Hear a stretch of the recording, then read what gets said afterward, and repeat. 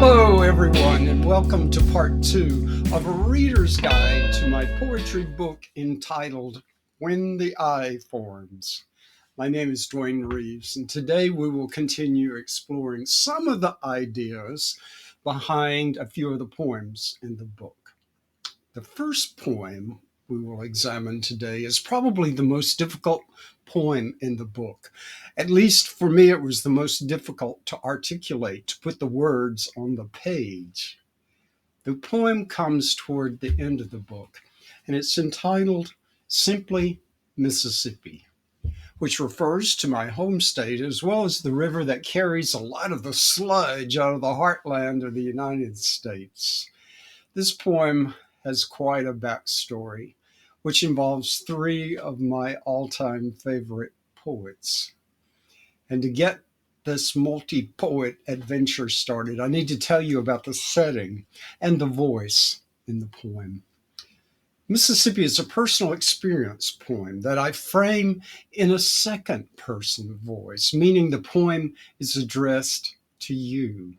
So when the poem says, "You were the good doctor," I'm in a mystery place outside my body and speaking back to the young man who came to Natchez, Mississippi to try to help the patients of the Adams County Health Department.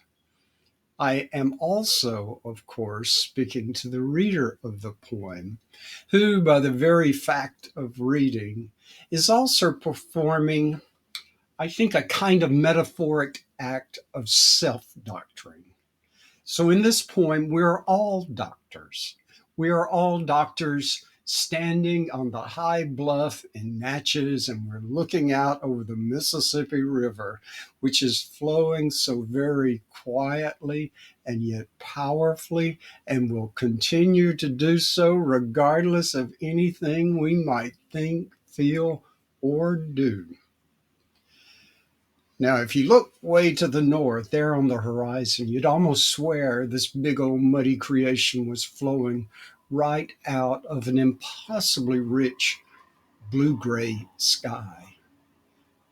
It's the kind of sky that I think the great American poet Miss Lucille Clifton had on her mind when she told Bill Moyers that she believed poetry began, and this is a quote from Miss Clifton. Poetry began when somebody walked off a savanna or out of a cave and looked up at the sky with wonder and said, "Ah." In other words, beauty, and specifically the almost terrifying beauty, as well as the power of that beauty, may have been the impetus for the first poem, which may have been a single sound, a single word, "ah," as in awe. Won't you look at that incredible sky? And it's this remarkable sky that's also giving birth to this dirty, old, wide-sweeping river, a river that's taking all the problems of people a good doctor simply can't fix and sometimes can't even seem to help.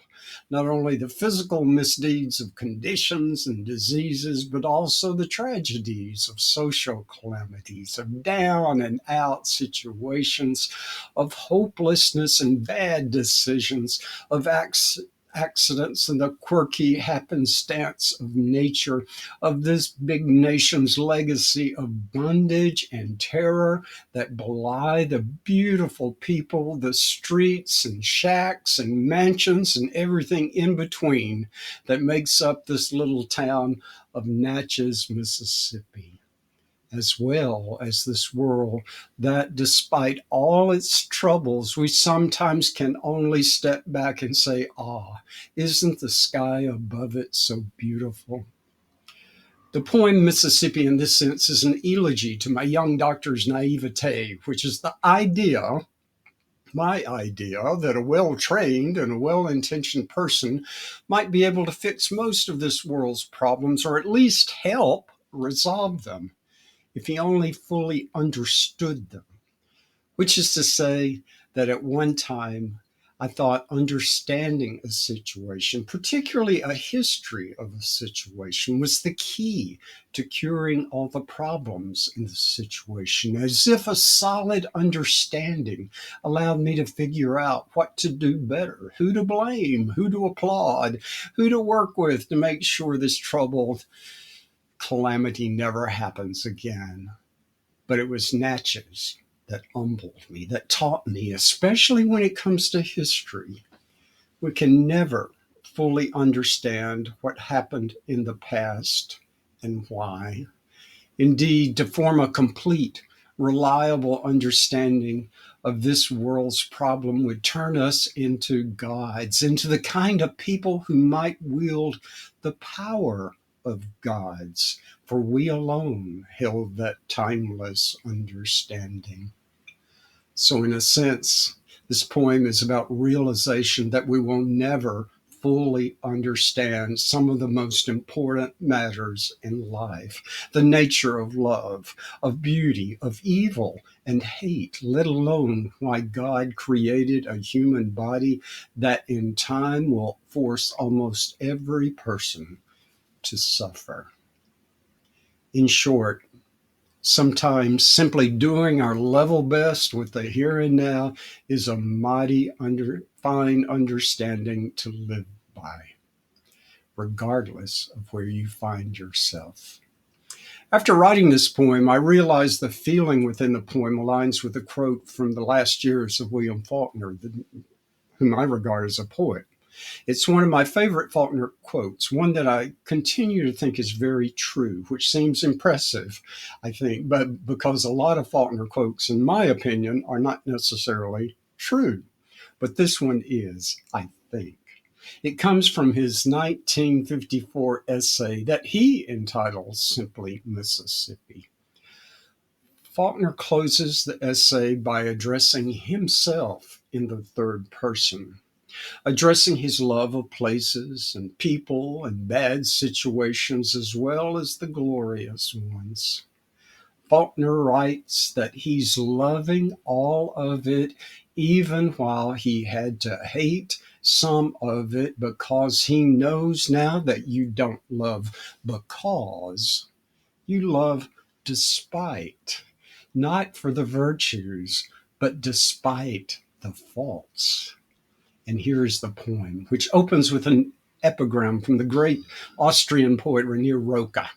Notice the closing word, the endure, which I think gives the quote its glimmer of true beauty. Mississippi. For beauty is nothing but the beginning of terror, which we still are just able to endure. By Rilke. You were the good doctor. You listened to problems, put a stethoscope on the chest. So frequently, by late day, you thought only of the river, a bluff where sky is washed away.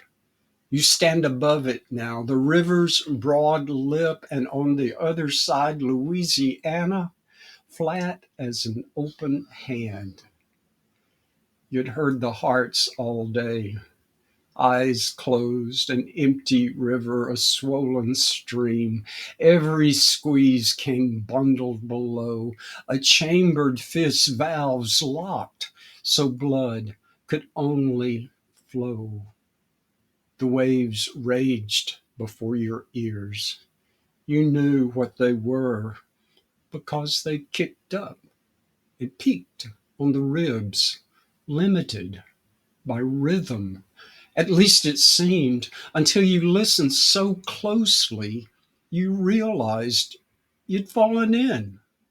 All day, you floated, a low tone shimmering among catfish bellies, the carcasses of goats.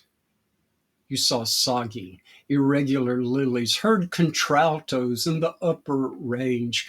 The world quivered like sisters. You've heard too many problems. They should not return, not to the bluff of the river's beautiful muscle, not to the heart pulling you in. The sky's incapable, and so the river takes it. You close your eyes and hear the unending descent, wind coursing over a heartless river, the sky that follows. At the close of this poem, we're in Natchez, and President Reagan is in the White House, and people are catching strange infections and developing diseases that some other people, even some doctors, seem to think are a form of punishment, of illness that perhaps these folks brought on themselves. To present a couple of these people poems, I first want to read a poem about one of my Natchez patients, a young girl and her parents. The poem captures images and colors I experienced while in the exam room, and then later in the hallway of the county courthouse, where I was waiting to give a deposition. If I recall correctly, the judge's questions to me pertain to the factual subject of gonorrhea, the VD. Who catches it and why?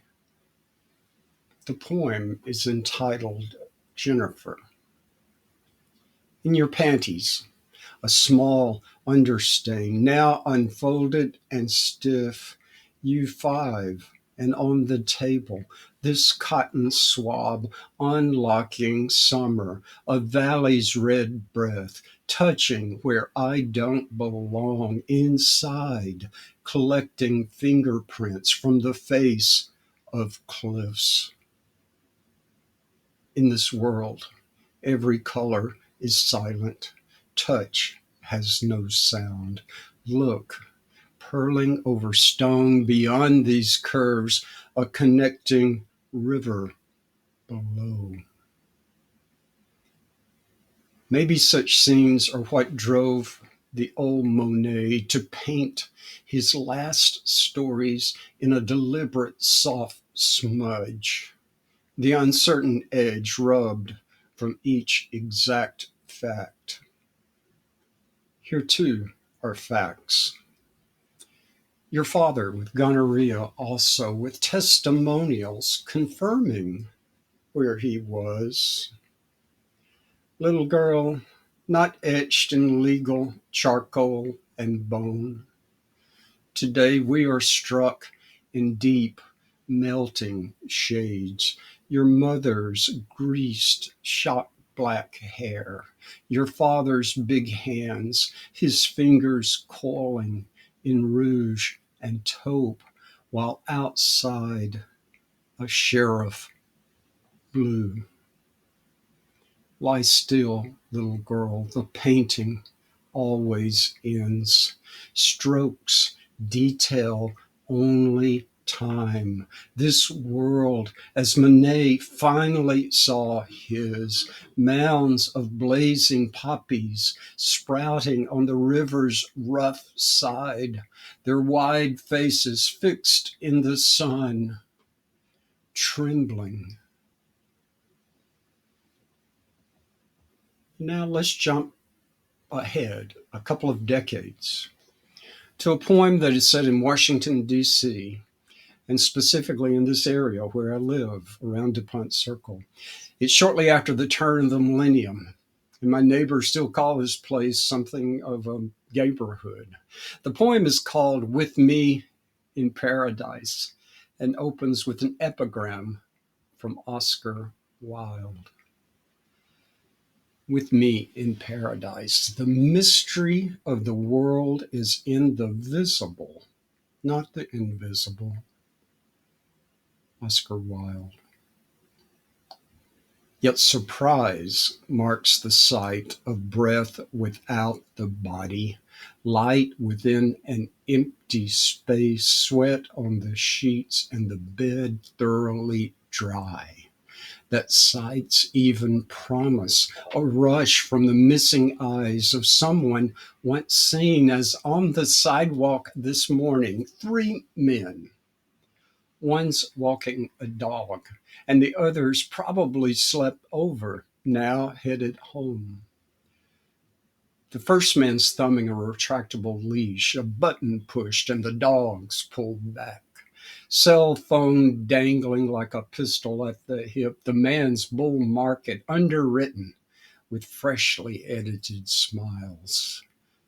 Across the street, the second man unlocks his car and drives away, leaving, say, like a priest on Prozac, the frown predictably gone. But that last man, straight from my catalog of once seen bodies, he's hot in DC, up from man to man, his eyes locked on mine. Torso shot, a frontal nude, he wears his web page pictures, a site open still for hits. He's the Greek face from a backside of paradise, his eyes secure, uncensored, not curious or asking why. A man walking alone in the early morning hours, in those hours when the women went to the tomb and left in tears. There also, men may have passed in silence, their faces occupied. Stories were probably polished, parts removed, words changed, yet gospels say on the hanging night, Christ called for God, then turned back to the man at his sight. And scriptures note morning's next mystery, stones rolled back, a gardener, Mary taking one man for another, mistakes, delirium, the hurried looks at 16th and T. I remember all the bodies I've never seen, those sudden eyes of a thief entering paradise. Lover, open your hands on those cold nights. How can you promise? How can you believe?